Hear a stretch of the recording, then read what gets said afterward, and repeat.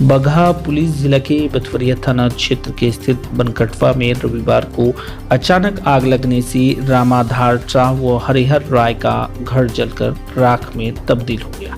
जानकारी के अनुसार उक्त गांव में इसहाक खां के घर बारात आई हुई थी, जिसमें बारातियों के द्वारा पटाखे फोड़ने के क्रम में पटाखे की चिंगारी घर पर जा गिरी और विकराल रूप धारण कर लिया।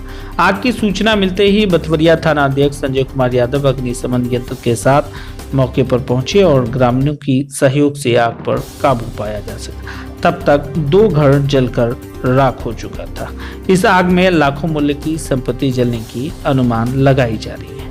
आज स्टार 24 न्यूज के लिए पश्चिम चंपारण से जयप्रकाश मिश्र की रिपोर्ट।